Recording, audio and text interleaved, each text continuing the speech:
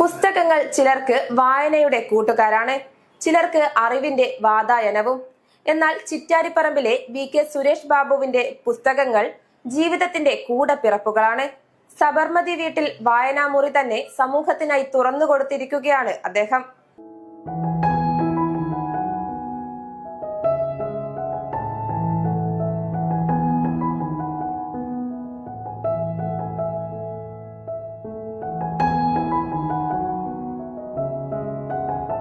ചിറ്റാരിപ്പറമ്പിലെ സബർമതി വീട്ടിലൊരുക്കിയ നാരായണ നാരായണ ഗൃഹഗ്രന്ഥാലയം ഒരു സാധാരണ പുസ്തക ശേഖരമല്ല, തലമുറകളിലൂടെ കൈമാറപ്പെട്ട വായനാ സ്നേഹത്തിന്റെ സ്മാരകമാണ്. അച്ഛന്റെയും അച്ചാച്ചന്റെയും സ്മരണ നിലനിർത്തിക്കൊണ്ട് നൽകിയ നാരായണ നാരായണ എന്ന പേര് ഈ ഗ്രന്ഥാലയത്തിന് കൂടുതൽ ആത്മീയമായ അർത്ഥവും നൽകുന്നു. വായന ഇഷ്ടപ്പെടുന്ന ആർക്കും ഇവിടെ എത്തി പുസ്തകങ്ങൾ എടുത്ത് വായിക്കാനും അറിവിന്റെ ലോകത്തേക്ക് യാത്ര തിരിക്കാനും അവസരമുണ്ട്. ഗൃഹഗ്രന്ഥാലയത്തിന്റെ ഉദ്ഘാടനം യുവകലാസാഹിതി സംസ്ഥാന ജനറൽ സെക്രട്ടറിയും മാതൃഭൂമി സീനിയർ സബ് എഡിറ്ററുമായ ഡോക്ടർ OK മുരളീകൃഷ്ണൻ നിർവഹിച്ചു. ലൈബ്രറി എല്ലാവർക്കും വേണ്ടി തുറന്നു കൊടുക്കണമെന്ന് സുരേഷ് ബാബു തീരുമാനിച്ചത് ആ ഒരു വേറിട്ട കാഴ്ചപ്പാടിന്റെ ഭാഗമാണെന്ന് ഞാൻ കരുതുന്നു. രണ്ടാമത്, നിങ്ങൾക്ക് ഒരു വസ്തു മറ്റുള്ളവർക്ക് ഉപാധിരഹിതമായി കൊടുക്കണമെങ്കിൽ അതിനൊരു വിശാല ഹൃദയത്വം ആവശ്യമാണ്. അത് പണമാകട്ടെ, അല്ലെങ്കിൽ മറ്റ് വസ്തുവകളാകട്ടെ, സൗഹൃദമാകട്ടെ, എന്തുമായിക്കോട്ടെ, നമ്മളത് ഉപാധിരഹിതമായി നമ്മളത് മറ്റൊരാൾക്ക് നൽകുന്നുവെങ്കിൽ അതിൻ്റെ അർത്ഥം ആ നൽകുന്നയാൾക്ക് ഒരു വിശാലമായ ഹൃദയമുണ്ട് എന്നുള്ളതാണ്. ഈ രണ്ട് കാര്യവും എൻ്റെ പ്രിയപ്പെട്ട സ്നേഹിതന് ഉണ്ട് എന്നറിയുന്നതിൽ എനിക്ക് വളരെ സന്തോഷമാണ്. ചടങ്ങിൽ ഡോക്ടർ കുമാരൻ വയലേരി അധ്യക്ഷനായി, പവിനാക്കാരായി NV Rameshan, P Sudhakaran, Jisha Rajeevan, KC Ajith Kumar, C Gopi എന്നിവർ സംസാരിച്ചു. Jayarajan Mudappathur, Nandathmajan Kotheri, human rights federation ഭാരവാഹികൾ, KV ധർമ്മരാജൻ തുടങ്ങിയ നിരവധി പേർ ചടങ്ങിൽ പുസ്തകങ്ങൾ സംഭാവനയായി നൽകി. മലയാളം ഓപ്പൺ ലൈബ്രറി പ്രവർത്തകരും സുരേഷ് ബാബുവിനെ ആദരിച്ച് ഉപഹാരം സമ്മാനിച്ചു. ഇന്ന് ഡിജിറ്റൽ ലോകത്തിന്റെ വേഗതയിൽ വായനയുടെ ശീലങ്ങൾ മാറിക്കൊണ്ടിരിക്കുമ്പോൾ സ്വന്തം വീട്ടുവാതിൽ സമൂഹത്തിനായി തുറന്ന് പുസ്തകങ്ങളുടെ പ്രകാശനം പങ്കിടുന്ന സുരേഷ് ബാബുവിന്റെ സംരംഭം ഒരു ഗ്രന്ഥാലയത്തിന്റെ തുടക്കം മാത്രമല്ല, വായനയിലൂടെ സമൂഹത്തെ കൂടുതൽ ബോധമുള്ളതും ഉത്തരവാദിത്തമുള്ളതുമായ ഒരു തലമുറയാക്കി മാറ്റാനുള്ള അക്ഷരയാത്ര കൂടിയാണ്.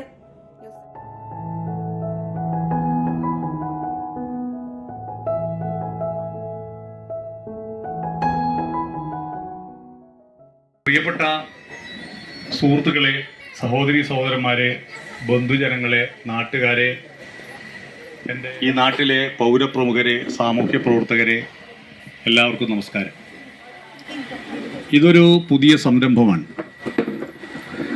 ഒരു വീടിനോടനുബന്ധിച്ച് ഒരു ഗ്രന്ഥാലയങ്ങളുള്ള ഒട്ടനേകം വീടുകൾ നമ്മുടെ നാട്ടിലുണ്ട്. പക്ഷെ ആ ഗ്രന്ഥാലയങ്ങളെല്ലാം പലപ്പോഴും അവരുടെ കാലത്ത് അവർ മാത്രം ഉപയോഗിക്കുകയും അവരുടെ കാലശേഷം ആർക്കും ഉപകരിക്കപ്പെടാത്ത വിധത്തിൽ അനാഘ്രാത കുസുമങ്ങളായിട്ട് പുസ്തകങ്ങൾ കിടക്കുകയും ചെയ്യുന്ന ഒരു സാഹചര്യമുണ്ട്. അത് മാറ്റിയെടുക്കാനുള്ള ഒരു എളിയ തുടക്കമാണിത്. ഈ തുടക്കത്തിന് കാരണമായത് പ്രഗത്ഭരായ കേരളത്തിലെ 2 സാംസ്കാരിക നായകന്മാർ അവരുടെ വീഡിയോകൾ, അവരുടെ പ്രസംഗങ്ങൾ, ഇന്റർവ്യൂകളെല്ലാം അവരുടെ വലിയ ഗ്രന്ഥാലയത്തിന്റെ മുന്നിൽ, വീട്ടിലിരിക്കുന്ന അലമാരകളുടെ മുന്നിൽ ഇരുന്നിട്ടാണ് അവരുടെ അഭിമുഖങ്ങളെല്ലാം പലതും കണ്ടത്. പക്ഷേ ആ പുസ്തകങ്ങൾ എത്രത്തോളം നാട്ടുകാർക്ക് ഉപകരിക്കുന്നുണ്ട്? പുസ്തകങ്ങൾ ആര് പണം കൊടുത്തു വാങ്ങിയാലും, പുസ്തകങ്ങൾ ആർക്ക് സമ്മാനമായി കിട്ടിയാലും, പുസ്തകങ്ങൾ കാലത്തിൻ്റെയും ദേശത്തിൻ്റെയും അവകാശപ്പെട്ടതാണ്, എല്ലാവർക്കും അവകാശപ്പെട്ടതാണ്. പക്ഷെ ആ പുസ്തകങ്ങൾ ആരും നോക്കാതെ, എൻ്റെ നാട്ടിൽ ഒരു വലിയ തറവാട് വീട് പൊളിച്ചപ്പോൾ ആ പൊളിച്ച അതിൻ്റെ മുറ്റത്തല്ല വളപ്പിൽ മഹാഭാഗവതം സംസ്കൃതം കയ്യെഴുത്ത് പ്രതി ഒരു തൈക്കൊണ്ട് കൊണ്ടിട്ടുണ്ട്. മഹാഭാഗവതം സംസ്കൃതത്തിന്റെ കയ്യെഴുത്ത് പ്രതി, നിങ്ങൾ ആലോചിച്ച് നോക്കുക. അത് എഴുതിയുണ്ടാക്കാൻ അതത്ര പഴക്കമുള്ളതാണ്. അതുകൊണ്ട് ഈ പുസ്തകങ്ങൾ ഇങ്ങനെ ആരും കാണാതെ അടക്കി വെച്ചത് കൊണ്ട് ഒരു കാര്യവുമില്ല. ആ പുസ്തകങ്ങൾ ആവശ്യക്കാർക്കുള്ളതാണ്, അക്ഷരങ്ങൾ ആവശ്യമുള്ളവർക്കുള്ളതാണ്. ഇപ്പൊ എൻ്റെ വീട്ടിൽ ഇപ്പോൾ എനിക്ക് സമ്മാനമായി കിട്ടിയ കുറേ പുസ്തകങ്ങളുണ്ട്. അതിന് ഒരു പ്രധാനപ്പെട്ട കാരണം പലയിടങ്ങളിലും പല പരിപാടിക്കും പ്രസംഗത്തിനൊക്കെ പോയാൽ ഈ മൊമെന്റോ, ഈ വീട്ടിൻ്റെ മേലത്തെ നിലയിൽ നിറയെ മൊമെന്റുമാണ്. കുറേയെല്ലാം ആടെ അലമാരൻ്റെ മേലിൽ എടുത്തു വെച്ചിട്ടുണ്ട്. ബാക്കി എൻ്റെ വീട്ടിൻ്റെ ആ വർക്ക് ഏരിയയിലുണ്ട്, ചാക്ക് കെട്ടിന് അട്ടി വെച്ചിട്ടുണ്ട്. ഇത് വെക്കാനൊന്നും ഇവിടെ സ്ഥലമില്ല. അതുകൊണ്ട് മൊമെന്റോ വേണ്ട, ഒരു പുസ്തകം മതി എന്ന് ഞാൻ ആവശ്യപ്പെടാറുണ്ട്. അങ്ങനെ ഒരുപാട് പുസ്തകങ്ങൾ കിട്ടിയിട്ടുണ്ട്. പിന്നെ പല എഴുത്തുകാരും അവരുടെ സ്വന്തം രചനകൾ ഒന്ന് വായിച്ചിട്ട് അഭിപ്രായം പറയാൻ എനിക്ക് അയച്ചു തന്നിട്ടുണ്ട്, നേരിട്ട് തന്നിട്ടുണ്ട്. അങ്ങനെ പിന്നെ എൻ്റെ യാത്രയിലെല്ലാം പുസ്തകം വിൽക്കുന്നത് കണ്ടാൽ ഞാൻ വില കൊടുത്ത് വാങ്ങുന്നൊരു ശീലമാണ്. എല്ലാ പുസ്തകോത്സവത്തിലും പോയിട്ട് ഒരുപാട് പുസ്തകങ്ങൾ വാങ്ങാറുണ്ട്. ആ പുസ്തകങ്ങൾ എൻ്റെ യാത്രയിലെ പാഥേയമാണത്. എൻ്റെ യാത്രയിൽ എല്ലായ്പ്പോഴും എൻ്റെ യാത്രകൾ, നിത്യം യാത്ര ചെയ്യുന്ന ഒരാളാണ് ഞാൻ. എൻ്റെ ബാഗിൽ ഒരു പുസ്തകം എപ്പോഴും ഉണ്ടാവും, 1-2 പുസ്തകം ഉണ്ടാവും. ഈ പുസ്തകങ്ങൾ ഒരു ഭാഗത്ത് പുതിയ തലമുറ ആ പുസ്തകങ്ങളിൽ നകന്നു പോകുമ്പോൾ, മറുഭാഗത്ത് പുതിയ തലമുറ നന്നായി വായിക്കുന്ന ചില പുസ്തകങ്ങളൊക്കെ 25 എഡിഷനൊക്കെ ഇറങ്ങിയ ഒരു സാഹചര്യമൊക്കെ ഉണ്ട്. അപ്പോൾ ആൾ വായിക്കുന്നുണ്ടെന്നല്ലേ. അപ്പോൾ ഈ പുസ്തകങ്ങൾ ഇങ്ങനെ ഞാൻ മാത്രം വായിച്ചാൽ മതിയോ? പോരാ, ഇത് നാട്ടുകാർക്ക് വായിക്കണം. അങ്ങനെ വായിക്കാൻ ഈ വീട്ടിലൊരു ലൈബ്രറി തുടങ്ങാൻ, ആളെ ഏൽപ്പിക്കാൻ, ഇതൊക്കെ ഒന്നും നമുക്ക് നേരമില്ലല്ലോ, അതിനൊന്നും സമയം ഉണ്ടാവില്ല. അപ്പോഴാണ് കുമാരൻ മാഷയുടെ ഒരു ഓപ്പൺ ലൈബ്രറി എന്നൊരാശയം. ആർക്കും വരാം, പുസ്തകം എടുക്കാം, കൊണ്ടുപോകാം, തിരിച്ചു കൊണ്ടുപോയി വെക്കാം. ഈ പുസ്തകം അപ്പോൾ ആളില്ലാതെ വെച്ചാൽ മോഷ്ടിക്കൂലേ എന്ന് പലരും എന്നോട് ചോദിച്ചിട്ടുണ്ട്. മോഷണത്തോട് താല്പര്യമുള്ളവർ വായിക്കൂല, വായിക്കാൻ താല്പര്യമുള്ളവർ മോഷ്ടിക്കൂല. ഈ ഒരു വിശ്വാസമാണ്. ഇനി അഥവാ പുസ്തകം മോഷ്ടിക്കുന്നത് പണയം വെച്ചിട്ട് പൈസ ഉണ്ടാക്കാനല്ലല്ലോ, പുസ്തകം മോഷ്ടിക്കുന്നത് വായിക്കാനല്ലേ. അങ്ങനെ വായിക്കാൻ കൊണ്ടിക്കോട്ടെ, അതിലെന്താ. പുസ്തകം കടം കൊടുത്താൽ തിരിച്ചു വരില്ല, കുറവ് കടം കൊടുത്താൽ. ഒരു ചൊല്ലുണ്ട് സംസ്കൃതത്തിൽ, പുസ്തകം വനിതാ വിത്തം പരഹസ്തഗതം ഗതം അഥവാ പുനരായാതി നഷ്ടം ഭ്രഷ്ടജ ഗണ്ഡജ. അതിൽ അല്പം സ്ത്രീ വിരുദ്ധമായ ഒരു പരാമർശമുണ്ട്. അതിൽ പുസ്തകവും സ്ത്രീയും പണവും അന്യൻ്റെ കൈമ പോയാൽ പോയി, അഥവാ തിരിച്ചു വരുന്നുണ്ടെങ്കിൽ ഒന്നിക്കിൽ നഷ്ടം, പുസ്തകത്തിലെ പല പേജും കവറെല്ലാം പോയിട്ടുണ്ടാവും, അല്ലെ പുസ്തകമേ കിട്ടൂല. സ്ത്രീ ആണെങ്കിൽ ഭ്രഷ്ടായിരിക്കും, പൈസയാണെങ്കിൽ ഗണ്ഡജ, കുറേശ്ശെ കിട്ടൂ എന്നൊരു ചൊല്ലുണ്ട്. ജോർജ് ബെർണാഡ് ഷാ പറഞ്ഞിട്ടുണ്ട്, ഞാൻ എൻ്റെ ലൈബ്രറിയിലുള്ള ഒരു പുസ്തകവും ആർക്കും കടം കൊടുക്കാറില്ല. അതെന്താന്ന് ചോദിച്ചപ്പോൾ പറഞ്ഞു, എൻ്റെ ലൈബ്രറി അങ്ങനെ ഉണ്ടാക്കിയതാണ്, വേറെ ആളോട് വാങ്ങിയിട്ട് തിരിച്ചു കൊടുക്കാണ്ട് വെച്ചത്, അങ്ങനെയാണ് എൻ്റെ ലൈബ്രറി ഉണ്ടാക്കിയതെന്ന് പറഞ്ഞിട്ടുണ്ട്. അപ്പോൾ അതുപോലെ അങ്ങനെ ഉള്ള നിലപാടല്ല എനിക്ക്. പുസ്തകം ആവശ്യക്കാർക്ക് കൊണ്ടുപോകാം. അപ്പം ഞാനിപ്പോൾ ഈ ലൈബ്രറിയിൽ ഇപ്പോൾ ഏതാണ്ട് 1-2000 പുസ്തകം മുഴുവനും നമ്പറിട്ട് സെറ്റ് ചെയ്ത് കഴിഞ്ഞിട്ടില്ല. അപ്പോൾ ഈ പുസ്തകം ആദ്യം തന്നെ അലമാര ഉണ്ടാക്കിയിട്ട് ഇത് സെറ്റ് ചെയ്യാൻ ആദ്യം പുസ്തകങ്ങളെല്ലാം, വീടിൻ്റെ പല മൂലകളിലുള്ള പുസ്തകങ്ങൾ, അതിനെ ഇരട്ടത്തലിച്ച് തിന്നതും തിന്നാത്തതും ചെതല് പിടിച്ചതും കുറേ പുസ്തകങ്ങളുണ്ട്. അവരെല്ലാം സംഘടിപ്പിച്ച് ആ പുസ്തകങ്ങൾ അലുമാരിയിൽ കൊണ്ടുപോയി വെച്ച ഒരാളുണ്ട്. ആ പുസ്തകങ്ങൾ വേർതിരിച്ച് അടുക്കി നോവൽ വേറെ, കഥ വേറെ, കവിത വേറെ, പിന്നെ ചരിത്രം വേറെ, ജീവചരിത്രം വേറെയാക്കി വെച്ച് ആ വേറെയാക്കി വെച്ച പുസ്തകങ്ങൾക്ക് നമ്പറിട്ട് ആ നമ്പർ പ്രകാരം അത് അടുക്കി വെക്കാൻ സഹായിച്ച കുറച്ച് ആളുകളുണ്ട്. ആ പുസ്തകങ്ങൾ അവിടെ കൊണ്ടുപോയി വെച്ചത് മറ്റാരുമല്ല, ഈ വീടിൻ്റെ ഉടമസ്ഥ കൂടിയായ എൻ്റെ ഭാര്യയാണ്. ഭാര്യ ഇവിടെയുണ്ട്. അപ്പോൾ ആദ്യം അവരോട് ഞാൻ ഈ കാര്യത്തിൽ കടപ്പെട്ടിരിക്കുന്നു. രണ്ടാമത്, ഇത് വേർതിരിച്ച് അടുക്കി വെക്കുന്നത് എൻ്റെ അനുജൻ, ഗ്രന്ഥശാല പ്രവർത്തകൻ കൂടിയായ, ഇവിടെ ചിറ്റാരിപ്പറമ്പ് പഞ്ചായത്ത് ലൈബ്രറി നേതൃത്വ സമിതിയുടെ ഒരു ഭാരവാഹി കൂടിയായ പി കെ രാജീവനാണ് ഈ പുസ്തകങ്ങൾ വേർതിരിച്ച് തയ്യാറാക്കുന്നതിൽ കുറേ ദിവസമായി രാത്രിയിൽ വളരെ വൈകിയും ഈ പുസ്തകങ്ങളെ അടുക്കി വേർതിരിക്കുന്ന ചെറിയ പണിയല്ല ഇവിടെയുണ്ട്. രാജീവൻ ഇതാ ഇവിടെ എൻ്റെ അനുജനാണ്. ഇവിടെ പോയി ഈ മൈക്ക് ഇപ്പം എൻ്റെ ഈ സ്റ്റാൻഡിയുടെ കൊണ്ടേ വെച്ച ആൾ രാജീവൻ. അത് വേർതിരിച്ച് സ്റ്റിക്കർ പ്രിന്റ് ചെയ്ത് അത് ഒട്ടിച്ച് തയ്യാറാക്കിയത് എൻ്റെ മകനാണ് ആസാദ് സൂര്യൻ. ഓനിപ്പോൾ വെക്കേഷൻ ആയതുകൊണ്ട് ഓനിവിടെ ഉണ്ട്. ആസാദ് സൂര്യനാണ് അതിൻ്റെ സ്റ്റിക്കർ പ്രിന്റ് ചെയ്ത് അതെല്ലാം ഒട്ടിച്ച് സഹായിച്ചത്. ഇപ്പോഴും ഓൻ അതിൻ്റെ പണിയെടുത്തുകൊണ്ടിരിക്കുകയായിരുന്നു. അതിൽ സഹായിച്ചത് എൻ്റെ അനുജന്മാരുടെ മക്കളുണ്ട്. അവരെല്ലാവരും ഇവിടെ ഉണ്ട്, കുട്ടികൾ. അവരാണ് കുറേ ദിവസമായിട്ട് 12:30-1 മണി വരെ ഇവിടെ വീട്ടിൽ ഉത്സവമാണ്. ഈ പുസ്തകങ്ങൾ നടുക്കി വെക്കാൻ വേണ്ടി എൻ്റെ 3 അനുജന്മാരുണ്ട്. സുനിലുണ്ട്, പിന്നെ രാമേന്ദ്രനുണ്ട്, രാജീവനുണ്ട്. ഇവരുടെ മക്കൾ ആണ് ഇത്ര ദിവസം ഈ പുസ്തകങ്ങളൊന്ന് സെറ്റ് ചെയ്യാൻ വേണ്ടി എന്നെ സഹായിച്ചുകൊണ്ടിരിക്കുന്നത്. അപ്പോൾ അത്തരത്തിൽ ഇങ്ങനെയൊരു ഗ്രന്ഥശാല ഒരുക്കുന്നു. ഇന്നോടുകൂടി 2 രജിസ്റ്റർ അവിടെ സൂക്ഷിക്കുന്നുണ്ട്. ആ രജിസ്റ്ററിൽ ഇവിടെ ആര് വന്നാലും ആ രജിസ്റ്ററിൽ അവരുടെ പേരെഴുതുക, അഡ്രസ്സ് എഴുതുക, ഫോൺ നമ്പർ എഴുതുക, നമ്പർ എഴുതുക. ആ നമ്പർ പ്രകാരം ഈ ഗ്രന്ഥാലയത്തിലെ മെമ്പർഷിപ്പ് അവർക്കായി. അതിന് മെമ്പർഷിപ്പ് ഫോറോ ഇല്ല, ഫീസില്ല ആർക്കും. ഇവിടെ വന്ന് സന്ദർശിച്ച എല്ലാവർക്കും ഈ ഗ്രന്ഥാലയത്തിൽ മെമ്പർഷിപ്പായി. ആ മെമ്പർ നമ്പർ എല്ലാവരും മറന്നുപോകാതെ സൂക്ഷിക്കുക. രണ്ടാമത്തെ ഒരു പുസ്തകത്തിൽ അവരെടുക്കുന്ന പുസ്തകം ഏതാണ്, ആ പുസ്തകം ഏതാണ് എന്ന് പേരെഴുതുക. ആ പുസ്തകത്തിന്റെ പേര്, പുസ്തകം എഴുതിയാളുടെ പേര് എഴുതുക. ആ പുസ്തകത്തിന്റെ നമ്പർ, അതൊക്കെ കോളം ഉണ്ടാവും. ആ പുസ്തകത്തിന് നമ്പർ ഉണ്ട്. ഇപ്പൊ നോവലാണെങ്കിൽ എൻ എന്ന് പറഞ്ഞിട്ടൊരു നമ്പർ കൊടുക്കും. ചെറുകഥയാണെങ്കിൽ SS, ഷോർട്ട് സ്റ്റോറി SS എന്ന് പറഞ്ഞൊരു നമ്പർ ഉണ്ട്. പിന്നെ കവിതയാണെങ്കിൽ P, പോയം എന്ന് പറഞ്ഞൊരു നമ്പർ ഉണ്ട്. ഓരോന്നിനും ഓരോ കോഡ് ഉണ്ട്. ആ കോഡൊക്കെ ഇതിന്റെ കാറ്റലോഗിൽ വേറൊരു പുസ്തകത്തിൽ തയ്യാറാക്കി വെച്ചിട്ടുണ്ട്. അത് നോക്കിയാൽ ഏതൊക്കെ പുസ്തകം ഇവിടെ ഉണ്ട് എന്ന് മനസ്സിലാവും. ആ പേര് അത് നോക്കിയിട്ട് ആ നമ്പർ ആ പുസ്തകത്തിൽ രേഖപ്പെടുത്തുക, നമ്മുടെ ഇവിടുത്തെ രജിസ്റ്ററിൽ രേഖപ്പെടുത്തുക. എന്നിട്ട് അവരുടെ അഡ്രസ്സും ഫോൺ നമ്പർ എഴുതുക പുസ്തകം എടുക്കുന്നവർ. അപ്പോൾ 2 പുസ്തകത്തിൽ പൂരിപ്പിക്കണം. ഒന്ന് മെമ്പർഷിപ്പിന്റെ പുസ്തകത്തിൽ പൂരിപ്പിക്കണം. മെമ്പർഷിപ്പ് ഫീസൊന്നുമില്ല.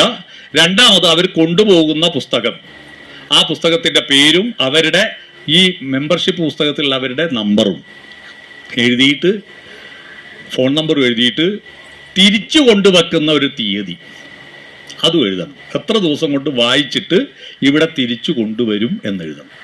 ഞാൻ ആകെ ചെക്ക് ചെയ്യുക ഈ തിരിച്ചു കൊണ്ടുവരുന്ന തീയതിയാണ്. ആ തീയതിയിൽ ആ പുസ്തകം നിങ്ങൾ എവിടുന്നാണോ എടുത്തത് അതിൻ്റെ ക്രമമുണ്ട്. ആ ക്രമത്തിൽ അവിടെ ഉണ്ടാവണം. ആ തീയതി ഇല്ലെങ്കിൽ മാത്രമേ ഞാൻ ഫോൺ വിളിച്ചിട്ടല്ല നിങ്ങളെ പുസ്തകം കിട്ടിയിട്ടില്ലല്ലോ എന്ന് വിളിച്ച് ചോദിക്കുക. ഈ പണി മാത്രമേ എനിക്ക് എടുക്കാൻ പറ്റൂ. മറ്റൊന്ന് കാര്യത്തിലും എനിക്ക് ഇടപെടാൻ പറ്റില്ല. അതിന് പ്രത്യേക ആളുമില്ല.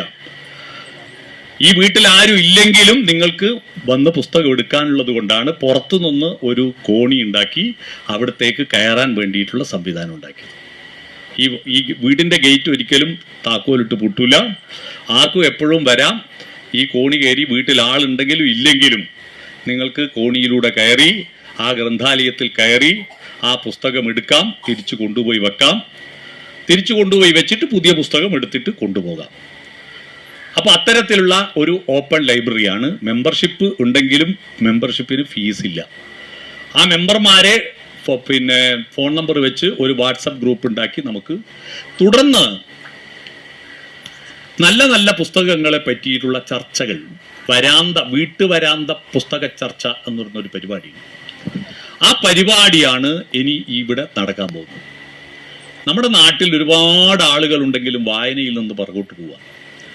അപ്പോൾ ചില പുസ്തകങ്ങൾ, നല്ല പുസ്തകങ്ങൾ ഇറങ്ങിയാൽ ആ പുസ്തകങ്ങളെ പറ്റി ആ ഗ്രന്ഥകർത്താക്കളെ വിളിച്ചിട്ടോ അല്ലെങ്കിൽ ആ പുസ്തകത്തെ പറ്റി നന്നായിട്ട് അറിവുള്ള ആളുകളെ വിളിച്ചിട്ടോ ഇവിടെ വന്നിട്ട് ഒരു ചർച്ച, ഒരു ചായയെല്ലാം കുടിച്ച് ഒരു സമയമുള്ള സമയത്ത് അതിനെ പറ്റി ആളെ ആ വാട്സപ്പ് ഗ്രൂപ്പിൽ അറിയിക്കും.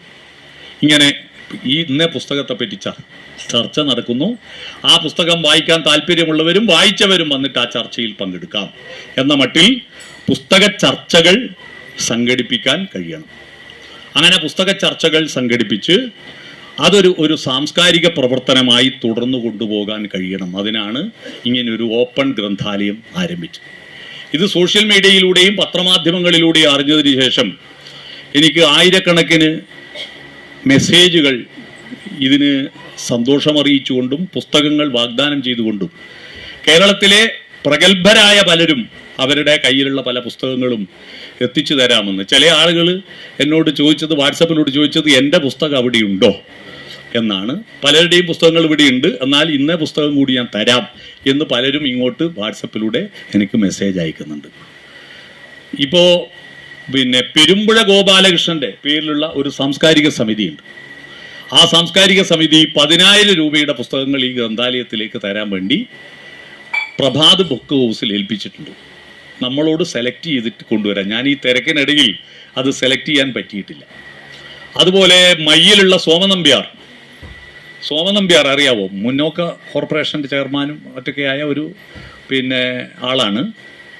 അദ്ദേഹം എന്നോട് പറഞ്ഞത്, നിങ്ങൾക്ക് ആവശ്യമുള്ള അത്ര പുസ്തകം എടുത്തോളുക, ബില്ല് ഞാൻ കൊടുത്തോളും. ആവശ്യമുള്ള അത്ര പുസ്തകം നിങ്ങൾ എടുത്തോളുക, ബില്ല് ഞാൻ കൊടുത്തോളും എന്ന് പറഞ്ഞിട്ടുണ്ട്. അങ്ങനെ ഇവിടെ ഇപ്പോഴും എല്ലാ പുസ്തകങ്ങളും ഇവിടെ നിറഞ്ഞിട്ടില്ല. ഇനിയും ഒരു 3000 പുസ്തകങ്ങൾ കൂടി ഇതിൽ നിറയാനുണ്ട്. 2000 പുസ്തകങ്ങളെ ആയിട്ടുള്ളൂ. 3000 പുസ്തകങ്ങൾ, ഒരു 5000 പുസ്തകങ്ങളുടെ വായനശാല. അതിൽ അവശ്യം വേണ്ട, നിർബന്ധമായും ഒരു ഗ്രന്ഥാലയത്തിൽ വേണ്ടതായ കുറേ കൂടി പുസ്തകങ്ങൾ ഇതിലേക്ക് വാങ്ങി വെക്കേണ്ടതായിട്ടുണ്ട്. അതൊക്കെ സെലക്ട് ചെയ്തിട്ടുണ്ട്. പക്ഷേ ഈ ഓട്ടപ്പാച്ചലിനിടയിൽ അത് സംഘടിപ്പിച്ച് കൊണ്ടുവെക്കാൻ പറ്റിയിട്ടില്ല. കുറച്ച് ദിവസത്തിനുള്ളിൽ ഈ അലമാരകൾ മുഴുവൻ നിറയെ പുസ്തകങ്ങൾ ഉണ്ടാകും. ആ പുസ്തകങ്ങളോട് സഹകരിച്ചുകൊണ്ട് ഇതിനെ ഉപയോഗപ്പെടുത്തുന്ന പുതിയ തലമുറയുണ്ടാകണം എന്നാണ് എനിക്ക് അഭ്യർത്ഥിക്കാനുള്ളത്. പുതിയ തലമുറ. ഞാനിത് പറയാൻ കാരണം, ഞാൻ പല വായനശാലകളുടെ ഉദ്ഘാടനത്തിന് വിളിച്ചാൽ ഞാൻ ഒരുപാട് പുസ്തകങ്ങൾ കൊടുക്കുമ്പോൾ ഒരു വായനശാലയുടെ ഉദ്ഘാടനത്തിന് ഞാൻ പ്രത്യേകതയുള്ളൊരു പുസ്തകം കൊടുത്തു. ONV കുറുപ്പിൻ്റെ ഒരു കാവ്യാഖ്യായിക പൂർണ്ണമായിട്ട് എൻ്റെ കൈപ്പടയിൽ, എൻ്റെ കയ്യക്ഷരത്തിൽ എഴുതിയിട്ട്, ഞാൻ കുറച്ച് സാമാന്യം വൃത്തിയിൽ എഴുതുന്ന ഒരാളാണ്, എഴുതിയിട്ട് അത് ബൈൻഡ് ചെയ്തിട്ട് മുഴുവൻ അച്ചടിച്ചല്ല, കൈപ്പടയിൽ എഴുതിയ പുസ്തകം. അവിടെ 15 പുസ്തകം കൊടുത്ത കൂട്ടത്തിൽ ഒരു പുസ്തകം അതുണ്ടായിരുന്നു.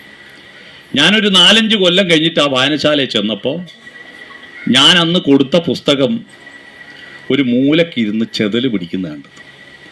അത് ഞാൻ എഴുതാൻ എത്ര ദിവസം എടുത്തിട്ട് എഴുതിയെന്നറിയും. അതുകൊണ്ട് പുസ്തകങ്ങൾ അനാഘ്രാത കുസുമങ്ങളായിട്ട് അലമാരകൾക്കുള്ളിൽ അന്ത്യവിശ്രമം കൊണ്ടിട്ട് കാര്യമില്ല. അതുകൊണ്ട് ആ പുസ്തകങ്ങൾ ഫലപ്രദമായി ഉപയോഗിക്കാൻ നമുക്ക് കഴിയണം. അതിനുവേണ്ടി നമ്മുടെ ഭവനങ്ങൾ കേവലം ഉണ്ണാനും ഉറങ്ങാനും വിസർജിക്കാനും മാത്രമുള്ള ഇടമല്ല, അതൊരു സാംസ്കാരിക ഇടമായിട്ട് നമ്മുടെ വീടുകളെ മാറ്റണം എന്ന് ഞാൻ എപ്പോഴും പറയുന്നതാണ്, എല്ലായിടത്തും പറയുന്നതാണ്.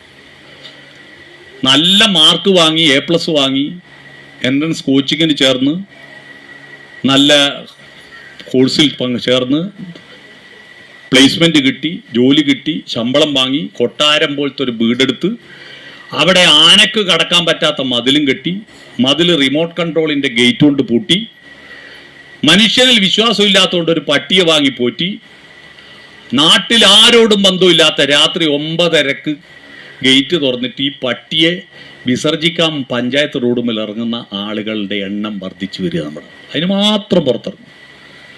അത്തരത്തിലുള്ള ഒരു സംസ്കാരമല്ല നമുക്ക് വേണ്ടത്. നമ്മുടെ വീടെന്ന് പറഞ്ഞാൽ, എൻ്റെ വീട് തൊടികളത്തായിരുന്നു. ആ വീട്ടിൽ ഞങ്ങളെ ലോകകാര്യങ്ങൾ ചർച്ച ചെയ്യാൻ പ്രേരിപ്പിച്ച് രാത്രി 9:30-10 മണി വരെ എൻ്റെ വീട്ടിൽ ഇഷ്ടംപോലെ ആളുണ്ടായിരുന്നു. ഇഷ്ടംപോലെ ആളുണ്ടാവും.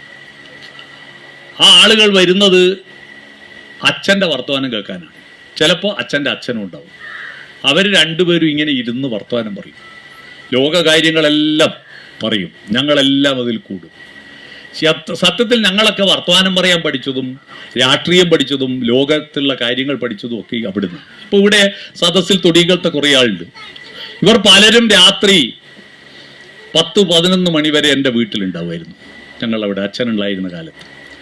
അപ്പോൾ അങ്ങനെ ഞങ്ങളെ വായനയിലേക്ക് പ്രേരിപ്പിച്ചത് അച്ഛനുമാണ്.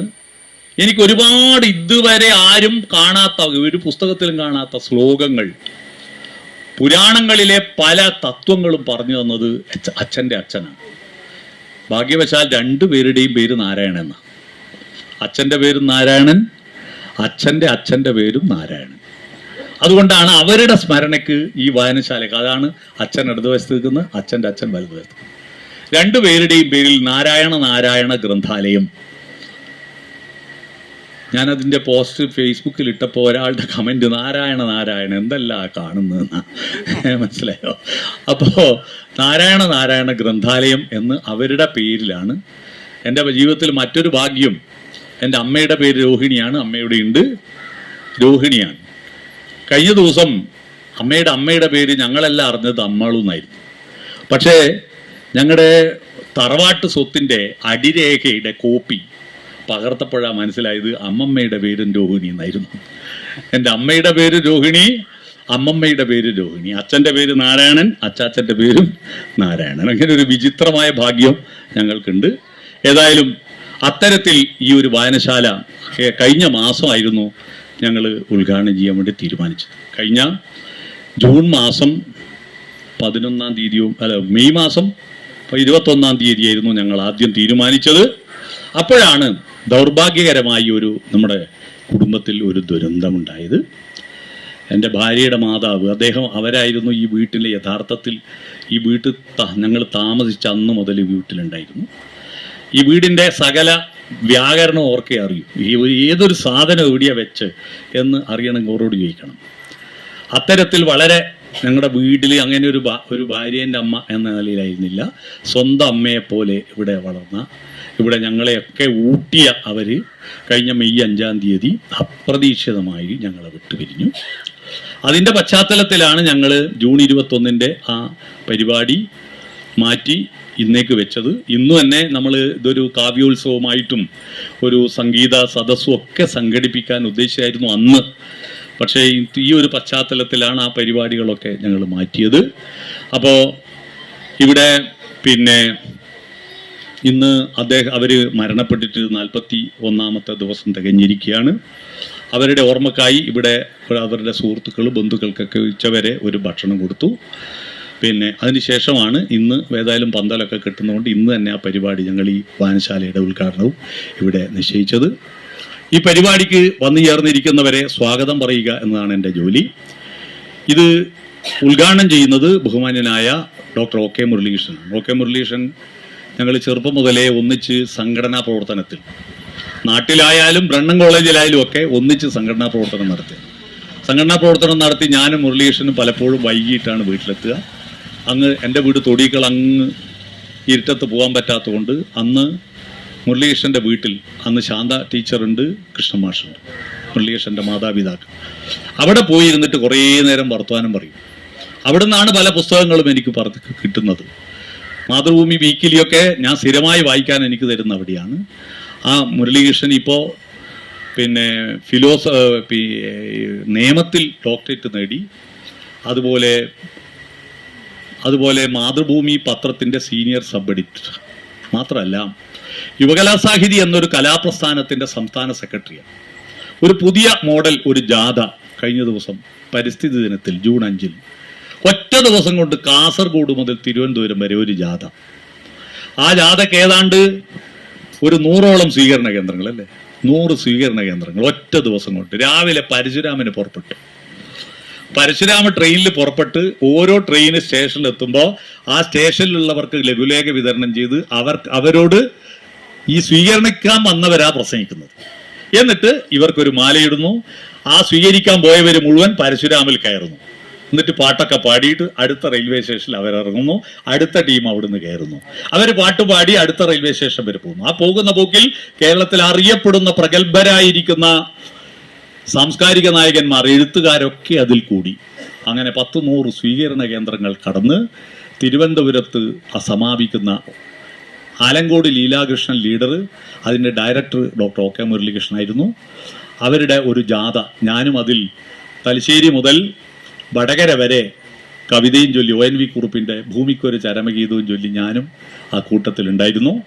അപ്പോൾ അങ്ങനെ വ്യത്യസ്തമായ പരിപാടികൾ അവതരിപ്പിക്കുന്ന ഡോക്ടർ OK മുരളീകൃഷ്ണനാണ് ഈ വായനശാല ഇപ്പോൾ നാടമുറിച്ച് ഉദ്ഘാടനം ചെയ്തിരിക്കുന്നത്. അദ്ദേഹത്തെ ഈ ഇവിടെ കൂടിയ ബന്ധുജനങ്ങൾക്കും നാട്ടുകാർക്കും സുഹൃത്തുക്കൾക്കും എൻ്റെ സഹപാഠികൾ SLCക്ക് എൻ്റെ കൂടെ പഠിച്ചവരുണ്ട്, ബ്രണ്ണൻ കോളേജിൽ എൻ്റെ കൂടെ പഠിച്ചവരുണ്ട്. അവരെല്ലാം ഇവിടെ വന്നു ചേർന്നിട്ടുണ്ട്. അവർക്കും എല്ലാവർക്കും വേണ്ടി അദ്ദേഹത്തെ ഈ വേദിയിലേക്ക് ഞാൻ ആദ്യം തന്നെ സ്വാഗതം ചെയ്യും.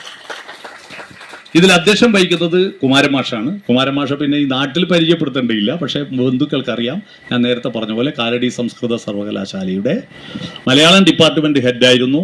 ഫോക്ലോർ നാടോടി വിജ്ഞാനീയത്തെക്കുറിച്ച് ആഴത്തിൽ പഠനം നടത്തി ഒട്ടേറെ പുസ്തകങ്ങൾ രചിച്ച അതിൻ്റെ ഒരു അതോറിറ്റി തന്നെയാണ് കുമാരമാഷ്. കുമാരമാഷ് ഒരു ഓപ്പൺ ലൈബ്രറിയും അതിന് നിരന്തരം സാംസ്കാരിക പരിപാടികൾ ഇപ്പോൾ നടത്തിക്കൊണ്ടിരിക്കുന്നത്. ഞാനും കുമാരമാഷും 10-16 കൊല്ലം ഒരു പാരൽ കോളേജിൻ്റെ ഉടമയും പ്രിൻസിപ്പൾ ഞാനും ഉടമ മാഷുമായിട്ട് അങ്ങനെ റോയൽ കോളേജിൽ ഒരുപാട് കാലത്തെ ബന്ധമുണ്ട്. അന്ന് മുതൽ ആ കോളേജിലുള്ള കാലത്താണ് ചിറ്റാരിപ്പറമ്പിൽ പ്രഗത്ഭരായ സാംസ്കാരിക നായകന്മാർ വന്നത്.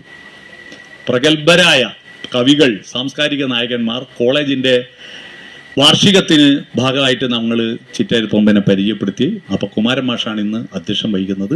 മാഷെ ഞാൻ ബഹുമാനപൂർവ്വം ഈ വേദിയിലേക്ക് സ്വാഗതം ചെയ്യുക. ഈ പരിപാടിയിൽ ഈ സ്ഥലത്തെ ജില്ലാ പഞ്ചായത്തിൻ്റെ മെമ്പർ സിജ രാജീവനുണ്ട്. സിജ രാജീവൻ നല്ലൊരു വായനക്കാരി കൂടിയാണ്, സ്വാഗതം ചെയ്യുന്നു. പിന്നെ എൻ്റെ ഭാര്യ ജോലി ചെയ്യുന്ന ചിറ്റാരിപ്പറമ്പ് സർവീസ് സഹകരണ ബാങ്കിൻ്റെ പ്രസിഡന്റ് KC അജിത് കുമാർ, അവർ ഈ വേദിയിലുണ്ട്, അവരെ സ്വാഗതം ചെയ്യുന്നു. ഇവിടുത്തെ വാർഡ് മെമ്പർ പ്രജിന നാട്ടുകാർ മൊത്തം ഒരു വലിയ ദുരിതത്തിൽ ഏർപ്പെടുമ്പോൾ ആ ദുരിതത്തിൽ താനും പങ്കാളിയായിക്കൊണ്ട് അതിനെ നേരിട്ടൊരു മെമ്പറാണ്. നാട്ടിൽ മൊത്തം മഞ്ഞപ്പിത്തം വന്നിരുന്നു, കൂട്ടത്തിൽ മെമ്പർക്കും വന്നു മഞ്ഞപ്പിത്തം. അങ്ങനെ ആശുപത്രിയിലൊക്കെ കിടന്നിട്ട് വന്നതാണ്. പ്രജിന മെമ്പർ ഞാൻ സ്വാഗതം ചെയ്യുന്നു. തൊടികളത്ത് എൻ്റെ നാട്ടിലെ പഞ്ചായത്ത് മെമ്പറും സഹപ്രവർത്തകനും ഇപ്പോൾ ചിറ്റാരിപ്പറമ്പ് ഗ്രാമപഞ്ചായത്തിൻ്റെ ക്ഷേമകാര്യ സ്റ്റാൻഡിംഗ് കമ്മിറ്റി ചെയർമാനുമായ P. സുധാകരൻ, അദ്ദേഹം വേദിയിലുണ്ട്, അദ്ദേഹത്തെ സ്വാഗതം ചെയ്യുന്നു. താലൂക്ക് ലൈബ്രറി കൗൺസിലിൻ്റെ വൈസ് പ്രസിഡന്റ് ആയിരുന്നു ഞാനൊരു 2-3 ടേം മുമ്പേ. അന്ന് ആ വൈസ് പ്രസിഡന്റ് ഞാൻ മാറിയതിന് ശേഷം തുടർന്ന് വന്ന പ്രസിഡന്റ് രാമചന്ദ്രേട്ടൻ എന്ന മണിയേട്ടൻ ഇവിടെ സദസ്സിലുണ്ട്. അതിനുശേഷം ഇപ്പോൾ വൈസ് പ്രസിഡന്റ് ആയിരിക്കുന്നത് നമ്മുടെ NV രമേശേട്ടനാണ്.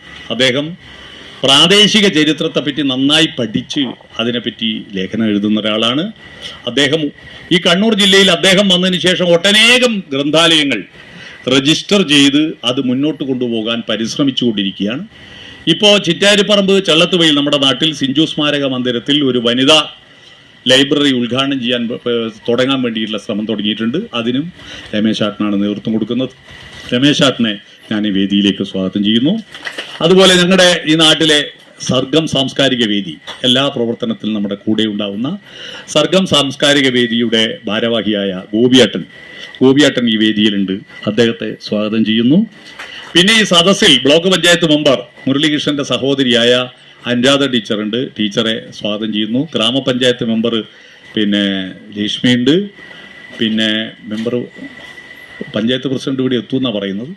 അതുപോലെ കമ്മ്യൂണിസ്റ്റ് പാർട്ടിയുടെ സംസ്ഥാന കൗൺസിൽ അംഗം സഖാവ് CP ഷൈജൻ ഇവിടെ എത്തിയിട്ടുണ്ട്. ഷൈജൻ വേദിയിലുണ്ട്, വരാന്തയിൽ ഇരിക്കുന്നുണ്ട്. ഷൈജനെയും അതുപോലെ പാർട്ടിയുടെ ജില്ലാ എക്സിക്യൂട്ടീവ് മെമ്പർ C. വിജയനുണ്ട്. പാർട്ടിയുടെ മണ്ഡലം കമ്മിറ്റി മെമ്പർമാർ, എൻ്റെ സഹപ്രവർത്തകർ, ലോക്കൽ സെക്രട്ടറി, മണ്ഡല സെക്രട്ടറി അടക്കമുള്ള ആളുകളൊക്കെ ഇവിടെ ഉണ്ട്. അതിന് പുറമെ എൻ്റെ കുടുംബാംഗങ്ങളുണ്ട്, ഭാര്യയുടെ കുടുംബാംഗങ്ങളും എൻ്റെ കുടുംബാംഗങ്ങളുണ്ട്, നാട്ടുകാരുണ്ട്. ഈ ചിറ്റാരിപ്പറമ്പിലെ സാംസ്കാരിക പ്രവർത്തകർ, പല രാഷ്ട്രീയ പാർട്ടിയുടെയും സജീവ പ്രവർത്തകരുണ്ട്. എൻ്റെ അനുജൻ മനുഷ്യാവകാശ സംഘടനയുടെ സംസ്ഥാന ഭാരവാഹിയാണ് VK രാമേന്ദ്രൻ, അദ്ദേഹത്തിൻ്റെ സഹപ്രവർത്തകരുണ്ട്. എൻ്റെ മകൻ, അവൻ്റെ കോളേജിലും അതുപോലെ നാട്ടിലും അവൻ്റെ സുഹൃത്തുക്കളെന്നല്ല പറഞ്ഞൂടെ, ചങ്കുകൾ, അങ്ങ് ബീഹാറിന്ന് പോലും ആളിവിടെ എത്തിയിട്ടുണ്ട്. അവരെ സ്വാഗതം. എന്തായിരുന്നു അവരുടെ പേര്? ബീഹാറിൽ നിന്ന് വന്നേ യശ്വന്ത് എവിടെ എത്തിയിട്ടുണ്ട്, അയാളെയും സ്വാഗതം ചെയ്യുകയാണ്. അതുപോലെ ഇവിടെ വന്നു ചേർന്നിരിക്കുന്ന എല്ലാ സുഹൃത്തുക്കളെയും, പ്രത്യേകിച്ച് ഇതൊക്കെ ഒന്നും പറയാതെ ഒരു ഫേസ്ബുക്ക് മാത്രം കണ്ടിട്ട് നന്ദാത്മജൻ കൊതേരി ഇവിടെ നിങ്ങളെല്ലാം കണ്ടിട്ടുണ്ടാവും. ഏറ്റവും മനോഹരമായ റീലുകൾ അവതരിപ്പിച്ചുകൊണ്ടിരിക്കുന്ന ഒരാളാണ്. മനോഹരമായ സ്കിറ്റുകൾ അദ്ദേഹം അവതരിപ്പിക്കുന്നുണ്ട്. അതുപോലെ നമ്മുടെ KSF-ന് മാനേജരായി പിരിഞ്ഞ സൂണാട്ടനുണ്ട്. അതുപോലെ ഇവിടെ ഇനിയിപ്പോൾ ഗിരീശേട്ടനുണ്ട്. വേദിയിൽ ഭാർഗവൻ, അഡ്വക്കേറ്റ് ശ്രീശൻ, ഇപ്റ്റയുടെ ജില്ലാ സെക്രട്ടറി, ഇന്ത്യൻ പീപ്പിൾ തിയേറ്റർ അസോസിയേഷൻ്റെ ജില്ലാ സെക്രട്ടറി, അഡ്വക്കേറ്റ് ശ്രീശനുണ്ട്. ഇനിയിപ്പോൾ ആരും പേര് പറയാൻ വിട്ടുപോയിട്ടുണ്ട്, ക്ഷമിക്കുക. ഒരുപാട് ആളുണ്ട് ഇവിടെ, എല്ലാവരും വളരെ സന്തോഷം. അതിന് പുറമെ ഇത് വളരെ നല്ല ഒരു ആശയമായി ലോകത്തിൻ്റെ മുന്നിൽ അവതരിപ്പിച്ച മാധ്യമ പ്രവർത്തകരുണ്ട്. മാതൃഭൂമിയുടെയും മനോരമയുടെയും ദേശാഭിമാനിയുടെയും അതുപോലെ സമഗ്ര ചാനലിൻ്റെയും മറ്റ് വേറെ ഈ ഹൈവിഷൻ വേറെ ഗ്രാമിക ചാനൽ ഇവരുടെ ചാനലിൻ്റെ ഒക്കെ പ്രവർത്തകർ ഇവിടെ സജീവമായിട്ട് എത്തിയിട്ടുണ്ട്. എല്ലാവരെയും ഈ പരിപാടിയിൽ ഹൃദയപൂർവ്വം സ്വാഗതം ചെയ്തുകൊണ്ട് ആരെങ്കിലും വിട്ടുപോയിട്ടുണ്ട് ക്ഷമിക്കുക. എല്ലാവരെയും, പ്രത്യേകിച്ച് എൻ്റെ പ്രിയപ്പെട്ട കുഞ്ഞുമോള് ഭൂമി ഇവിടെയുണ്ട്. അവൾ അംഗനവാടിയിൽ നല്ല സ്മാർട്ടായ കുട്ടിയാണ്, അവളുണ്ട് ഇവിടെ. അപ്പോൾ അവള് പിന്നെ കല്ലിക്കണ്ടി NIM കോളേജിലെ ഇംഗ്ലീഷ് ഡിപ്പാർട്ട്മെൻറ്റിലെ അസിസ്റ്റന്റ് പ്രൊഫസർ അഞ്ജുവിൻ്റെ മകളാണ് ഭൂമി. അപ്പോൾ അവരെല്ലാം സ്വാഗതം, അയൽവാസികൾ, നാട്ടുകാർ എല്ലാവരെയും, അതുപോലെ എൻ്റെ ഭാര്യയുടെ ജ്യേഷ്ഠത്തിയും ഭർത്താവും അവർ കുറേ ദിവസമായിട്ട് ഇവിടെ ഉണ്ട്.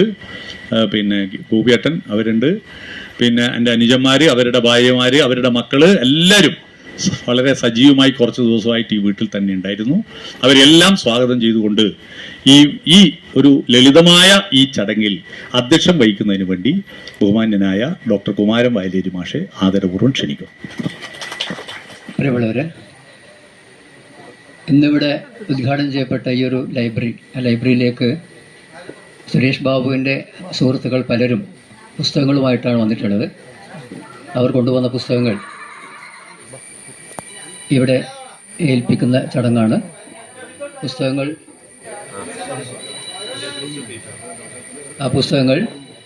VK സുരേഷ് ബാബുവിന് വേണ്ടി ഗ്രാമപഞ്ചായത്ത് പ്രസിഡന്റ് പവിന കാരായി ഏറ്റുവാങ്ങുന്നതാണ്.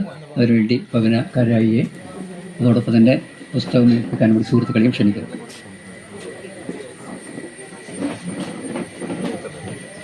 നമ്മുടെ മനുഷ്യാവകാശ പ്രവർത്തകരുടെ സംഘടനയുടെ നേതൃത്വത്തിലുള്ള പുസ്തകങ്ങളാണ്.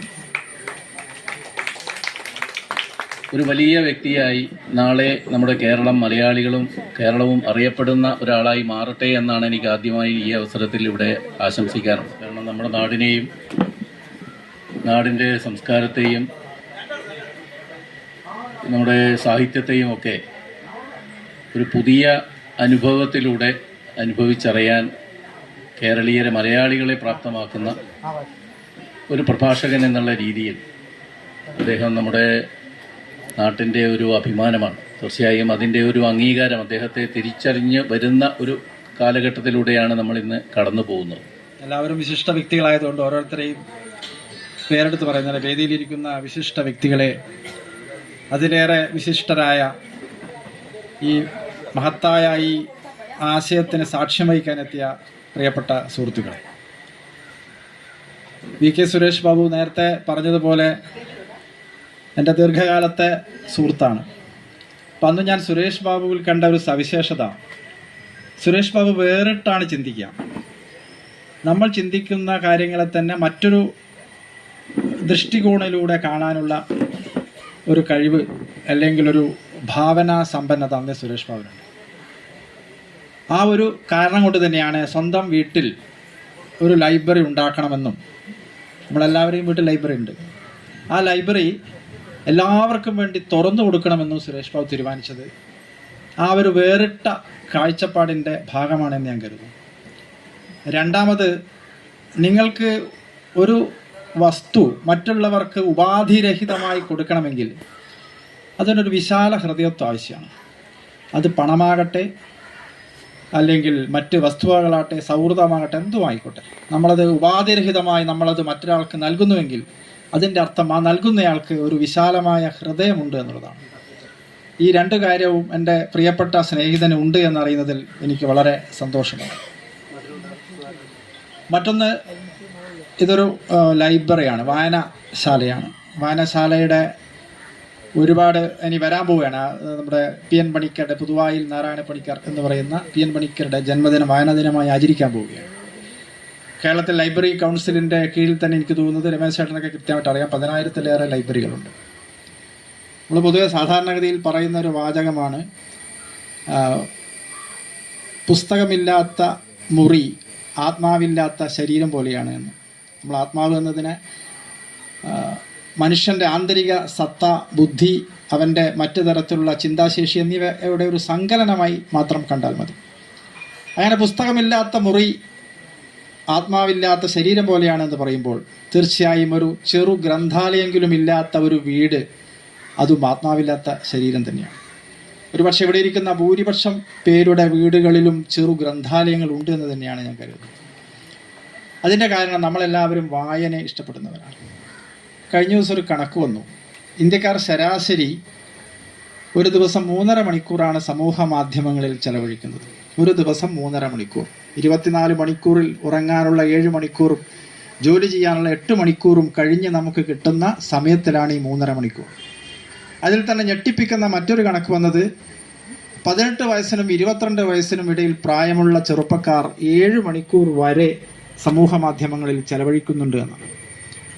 അത് പൂർണ്ണമായും ഒരു നെഗറ്റീവായി ഞാൻ കാണുന്നില്ല. നേരത്തെ കുമാരൻ മാഷ് പറഞ്ഞതുപോലെ അവർ സമൂഹ മാധ്യമങ്ങളിൽ ചെലവഴിക്കുന്ന സമയത്തിലൊരു പങ്ക് വായിക്കുന്നുണ്ട് എന്ന് തന്നെയാണ് ഞാൻ കരുതുന്നത്.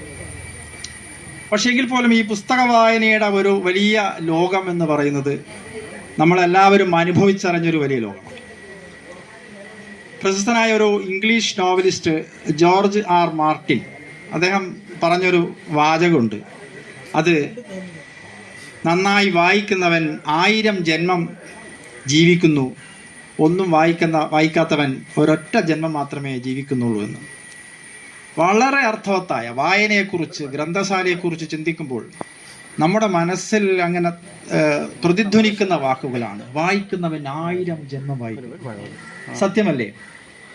നിങ്ങളൊരു പുസ്തകം വായിക്കുന്നതിലൂടെ നിങ്ങൾ ദരിദ്രനായ ഒരുവൻ കോടീശ്വരനാകുന്നു. കോടീശ്വരനായ ഒരുവന് ദരിദ്രന്റെ ജീവിത വ്യഥകൾ അറിഞ്ഞുകൂടാത്തൊരു കോടീശ്വരൻ ദരിദ്രന്റെ ജന്മം ജീവിക്കുന്നു. ഒരു വൃദ്ധൻ യുവാവിൻ്റെ ജീവിതം ജീവിക്കുന്നു, യുവാവ് വൃദ്ധന്റെ ജീവിതം അറിയുന്നു. പ്രണയിക്കുന്നവൻ പ്രണയ നൈരാശ്യത്തെക്കുറിച്ച് അറിയുന്നു, പ്രണയ നൈരാശ്യത്തിൽ ജീവിക്കുന്നവൻ വീണ്ടും ഒരു പ്രണയത്തിൻ്റെ പുഷ്കലത മനസ്സിലാക്കുന്നു. അന്റാർട്ടിക്കയിലൂടെ നമ്മൾ സഞ്ചരിക്കുന്നു. ഒരു യാത്രാവിവരണം വായിക്കുമ്പോൾ നമ്മൾ ഒരിക്കലും കാണാത്ത, നമുക്കൊരിക്കലും പോകാൻ കഴിയാത്ത അന്റാർട്ടിക്കയിലൂടെ നാം സഞ്ചരിക്കുന്നു. ചന്ദ്രനിൽ സഞ്ചരിക്കുന്നു, സഹാറ മരുഭൂമിയിൽ സഞ്ചരിക്കുന്നു. വെയിലത്തും നമ്മൾ മഴ കൊള്ളുന്നു, മഴയത്ത് നമ്മൾ വെയിലിൻ്റെ ഒരു ചൂട് ആസ്വദിക്കുന്നു. വായനയുടെ അപാരമായ ഒരു സാധ്യതയാണ് ഇത് പറയുന്നത്. സുഭാഷ് ചന്ദ്രൻ എന്ന് പറയുന്ന പ്രശസ്തനായ നോവലിസ്റ്റ് നിങ്ങൾക്ക് എല്ലാവർക്കും അറിയാം. അദ്ദേഹം തൻ്റെ ഒരു പുസ്തകത്തിൽ, സമുദ്രശില എന്ന് പറയുന്ന പുസ്തകത്തിൽ ഒരു വാചകം പറയുന്നുണ്ട്. ആ വാചകം സാഹിത്യത്തെക്കുറിച്ചാണ്. 2 ദിവസം കൊണ്ട് ചീഞ്ഞു പോകാവുന്ന ജീവിതത്തിൻ്റെ മുന്തിരിക്കനികളെ, അങ്ങനെയാണല്ലോ, മനുഷ്യൻ മരിച്ചാൽ 2 ദിവസം കൊണ്ട് ചീഞ്ഞു പോകും. അപ്പോൾ 2 ദിവസം കൊണ്ട് ചീഞ്ഞു പോകാവുന്ന ജീവിതത്തിൻ്റെ മുന്തിരിക്കനികൾ, ഏറ്റവും എളുപ്പത്തിൽ ചീഞ്ഞു പോകുന്ന പഴമാണ് മുന്തിരി. എക്കാലത്തേക്കും സൂക്ഷിച്ചു വെക്കാൻ കഴിയുന്ന വീഞ്ഞാക്കി മാറ്റുന്ന പ്രക്രിയയാണ് സാഹിത്യം എന്നാണ് സുഭാഷ് ചന്ദ്രൻ സമുദ്രശീലിൽ എഴുതിയത്. ഇങ്ങനെ ജീവിതത്തിൻ്റെ ഈ നശ്വരമായ വൈകാരിക അവസ്ഥകളെ, ബൗദ്ധികാവസ്ഥകളെ, സ്നേഹത്തിൻ്റെ അവസ്ഥകളെ ദീർഘകാലം നമുക്ക് ആസ്വദിക്കാവുന്ന വീഞ്ഞാക്കുന്ന പ്രക്രിയയാണ് സാഹിത്യം. ആ സാഹിത്യം നമുക്ക് ലഭ്യമാകുന്നത് പുസ്തകങ്ങളിലൂടെയാണ്. ആ പുസ്തകങ്ങൾ നമുക്ക് എളുപ്പത്തിൽ കിട്ടുന്നത് വായനശാലകളിലൂടെയാണ്. നമുക്കാർക്കും ലോകത്തിലിറങ്ങിയ മുഴുവൻ പുസ്തകങ്ങളും വായിക്കാൻ പറ്റില്ല, പക്ഷേ അത് ഗ്രന്ഥശാലകളിലൂടെ ലഭിക്കും. അക്ഷരങ്ങളുടെ കരുത്തത. നമ്മൾ മനുഷ്യൻ ഒരുപാട് സൃഷ്ടി നടത്തുന്ന ആളുകളാണ്. നമ്മൾ ഒരുപാട് സൃഷ്ടിക്കും. പക്ഷേ ഒരു എഴുത്തുകാരൻ്റെ സൃഷ്ടിക്ക് ഒരു പ്രത്യേകതയുണ്ട്. ഒരു ശില്പിയുടെ സൃഷ്ടി ഒരുപക്ഷെ ആ ശില്പം ഉടഞ്ഞു പോകുമ്പോൾ ആ സൃഷ്ടി ഇല്ലാതാകും. എന്നാൽ ഒരു എഴുത്തുകാരൻ്റെ സൃഷ്ടി, അയാളുടെ അക്ഷരം എന്ന് പറയുന്നത് ക്ഷരമില്ലാത്തത്, നശിക്കാത്തത് എന്നാണ്.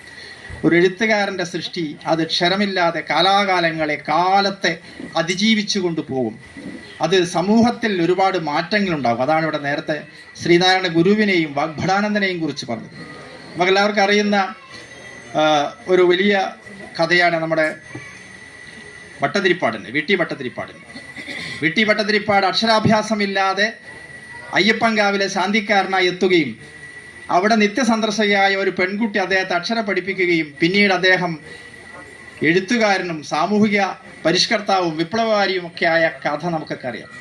അദ്ദേഹം തൻ്റെ ആത്മകഥയിൽ ഇങ്ങനെ എഴുതിയിട്ടുണ്ട്: അയ്യപ്പൻകാവിലെ മങ്ങിയ വെളിച്ചത്തിൽ ആ നായാടി പെൺകുട്ടി പകർന്നു തന്ന അക്ഷര ജ്യോതിസാണ് പിൽക്കാലത്ത് എന്നെ മാറ്റിത്തീർത്തത്. അതോർക്കുമ്പോൾ എൻ്റെ കണ്ണുകൾ നിറഞ്ഞു പോകുന്നുവെന്ന് വി ടി ഭട്ടതിരിപ്പാട് തൻ്റെ ആത്മകഥയിൽ എഴുതുന്നുണ്ട്. അക്ഷരങ്ങളുടെ ശക്തി അതാണ്, വായനയുടെ ശക്തി അതാണ്. മുരളീകൃഷ്ണൻ സാറ്, സ്വാഗതം പറഞ്ഞ അച്ഛൻ വി കെ സുരേഷ് ബാബു, അധ്യക്ഷൻ പറഞ്ഞ കുമാരമാതിരി സാറ്, പിന്നെ ഇവിടെ എല്ലാവർക്കും ഞാൻ നന്ദി അറിയിക്കുന്നു. പിന്നെ ഇവിടെ ആശംസ അറിയിച്ച എല്ലാവരും ഓരോരോ പേരെടുത്ത് പറയുന്നില്ല, എല്ലാവർക്കും നന്ദി അറിയിക്കുന്നു. അപ്പോൾ ഇവിടെ ഒരു ലൈബ്രറി തുടങ്ങുന്നുണ്ട് എന്ന് തന്നെ ഞാൻ അറിഞ്ഞത് 2 മാസം മുമ്പാണ്. അതുവരെ പുസ്തകങ്ങൾ എടുത്തു വെക്കുന്നതേ അച്ഛൻ അറിഞ്ഞിട്ടുള്ളൂ. പക്ഷേ ഇതൊരു പബ്ലിക്കായിട്ട് തുറക്കുന്നത് ഞാൻ അറിഞ്ഞിട്ടില്ല. പബ്ലിക്കായിട്ട് അറിഞ്ഞപ്പോൾ തന്നെ എനിക്ക് നല്ല സന്തോഷമായി. കാരണം എല്ലാവർക്കും വായിക്കാൻ പറ്റിയൊരു സ്ഥലമായി. പിന്നെ വേണമെങ്കിൽ എല്ലാവർക്കും വന്നിട്ടൊരു ഒത്തുകൂടാ. അപ്പോൾ എല്ലാവർക്കും വന്നതെല്ലാവർക്കും നന്ദി അറിയിച്ചുകൊള്ളുന്നു. നന്ദി.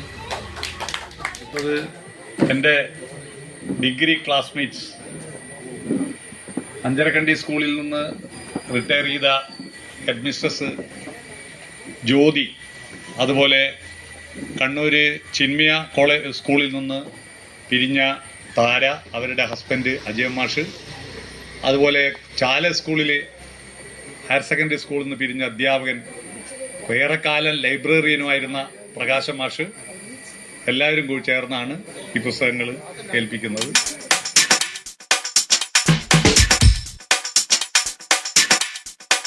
Let's begin now.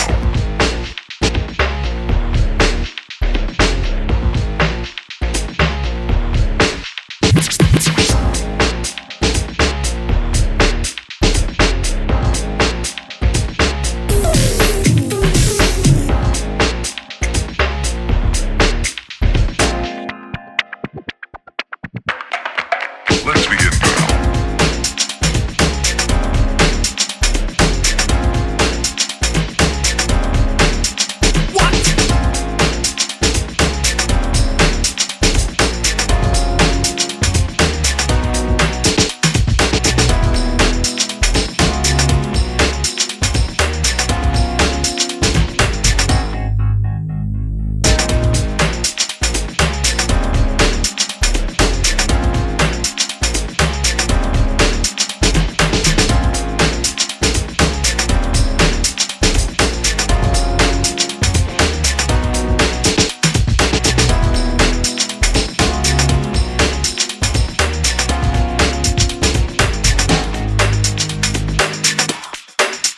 A drill.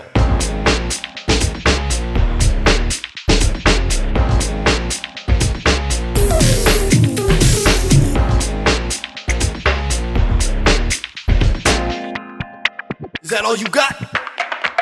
Let's begin now.